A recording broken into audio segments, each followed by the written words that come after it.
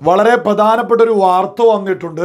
രാഹുൽ ഗാന്ധി റായ്ബറേലി നിലനിർത്തും, വയനാട് വിടുമെന്നുള്ളതാണ്. അതോടൊപ്പം തന്നെ അദ്ദേഹത്തിൻ്റെ പെങ്ങള് പ്രിയങ്ക ഗാന്ധിയാണ് വയനാട്ടിൽ മത്സരിക്കുക എന്നുള്ളതുമാണ് വാർത്ത വന്നുകൊണ്ടിരിക്കുന്നത്. ഇതുമായി ബന്ധപ്പെട്ട് വളരെ പ്രാധാന്യമുള്ളൊരു വിഷയത്തെയാണ് നമ്മൾ മുന്നോട്ട് വെക്കുന്നത്. എന്നാൽ നമ്മുടെ കേരളത്തിലെ മാധ്യമങ്ങൾ എന്താണ് ഈ ഒരു വാർത്തയുമായി ബന്ധപ്പെട്ട് ചെയ്തുകൊണ്ടിരിക്കുന്നത്? നമ്മുടെ കേരളത്തിലെ ബഹുഭൂരിപക്ഷ മാധ്യമങ്ങളിലും വരുന്ന വാർത്ത എന്ന് പറയുന്നത് വയനാടിനെ കൈവിടാതെ ഗാന്ധി കുടുംബം, വയനാടിൻ്റെ പ്രിയങ്കരിയാവാൻ പ്രിയങ്ക. ഇതൊക്കെ ഒരു കോൺഗ്രസ് പ്രവർത്തകൻ വിളിച്ചു പറയുകയാണെങ്കിൽ നമുക്കതങ്ങ് മനസ്സിലാക്കാമായിരുന്നു. എന്നാൽ നമ്മുടെ സകല മാധ്യമങ്ങളും ഇങ്ങനെയാണോ വിളിച്ചു പറയേണ്ടത്? ഇങ്ങനെ വിളിച്ചു പറയുന്നവരെ ഇന്ത്യ മുന്നണിയുടെ വക്താക്കൾ അല്ലെങ്കിൽ കോൺഗ്രസ് പ്രവർത്തകർ എന്നല്ലേ നമ്മൾ പറയേണ്ടതുള്ളൂ? സകല മാധ്യമങ്ങൾ വലിയ ആഘോഷ. എന്നാൽ ജനങ്ങളോട് യഥാർത്ഥ മാധ്യമ പ്രവർത്തകർ എന്താണ് വിളിച്ചു പറയേണ്ടത്?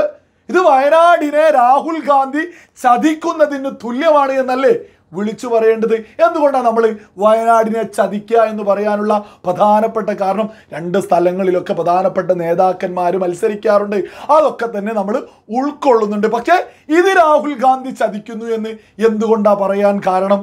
നമ്മൾ തെരഞ്ഞെടുപ്പ് കാലത്ത് തന്നെ ഉത്തർപ്രദേശിലെ ഇലക്ഷൻ സമയത്ത് അതുമായി ബന്ധപ്പെട്ടുള്ള വാർത്തകൾ കൊടുത്തുകൊണ്ടിരിക്കുമ്പോൾ നമ്മൾ വളരെ വ്യക്തമായിട്ട് മുന്നോട്ട് വെച്ചിട്ടുണ്ടായിരുന്നു, അമ്മയുടെ സീറ്റായിട്ടുള്ള റായ്ബറേലിയിൽ രാഹുൽ ഗാന്ധി ജയിക്കും, കേരളത്തിൽ വയനാട്ടിലും രാഹുൽ ഗാന്ധി ജയിക്കും. ഇത് സകല ആളുകൾക്കും അറിയുന്നൊരു യാഥാർത്ഥ്യമാണ്. ഇത് രാഹുൽ ഗാന്ധിക്കും അറിയാം. ഇതൊക്കെ അറിഞ്ഞുകൊണ്ട് എന്തിനാ 2 സീറ്റിൽ മത്സരിച്ചത്? വിജയിക്കുന്ന ഏതെങ്കിലും ഒരു സീറ്റിൽ മത്സരിച്ചാൽ പോരായിരുന്നോ? അല്ലെങ്കിൽ ഒന്ന് പരാജയപ്പെടാൻ സാധ്യതയുള്ളത് ഒന്ന് വിജയിക്കാൻ ഓക്കെ, ഇത് നമുക്ക് അംഗീകരിക്കാമായിരുന്നു. ഇത് രണ്ടും വലിയ ഭൂരിപക്ഷത്തിൽ വിജയിക്കുന്ന സീറ്റുകളിൽ മത്സരിച്ച് ഒന്ന് വിടുക എന്നൊക്കെ പറയുന്നത് ആ സ്ഥലത്തെ ജനങ്ങളെ വഞ്ചിക്കുക എന്ന് തന്നെയല്ലേ പറയേണ്ടത്? ഇനി പ്രിയങ്ക ഗാന്ധി എങ്ങനെയാ ഇവിടെ സ്ഥാനാർത്ഥിയാവുക?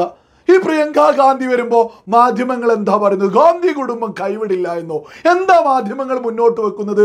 നിങ്ങൾ ഗാന്ധി കുടുംബത്തിൻ്റെ അടിമകളാവൂ വയനാട്ടുകാരെ എന്നല്ലേ ഇതിൻ്റെ പച്ച മലയാളം എന്ന് പറയുന്നത്?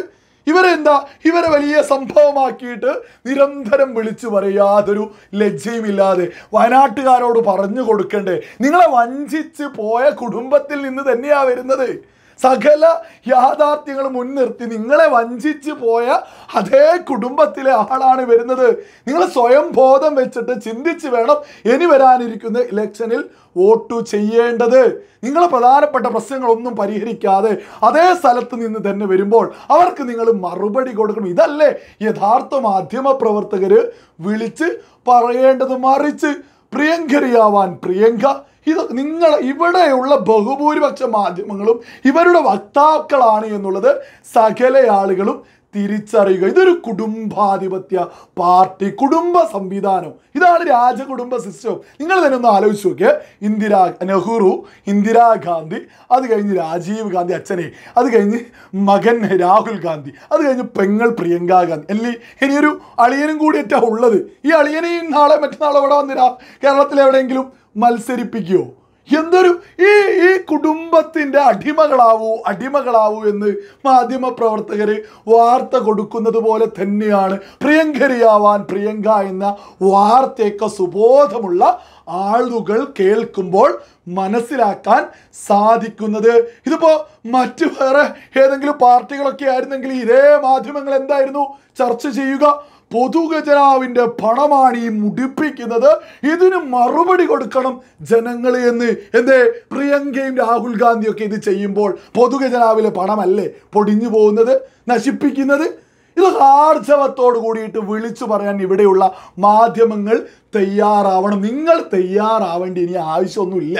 ഇനി ഇവിടെ സകല സാധാരണക്കാരും സോഷ്യൽ മീഡിയകളിലൂടെ, ഇൻ്റർനെറ്റ് സൗകര്യങ്ങളിലൂടെ യാഥാർത്ഥ്യങ്ങൾ മനസ്സിലാക്കുകയാണ്. കൈകളിലേക്ക് ഫോണുകളിലൂടെ വിശദമായിട്ടുള്ള വിവരങ്ങൾ എത്തിക്കൊണ്ടിരിക്കുക.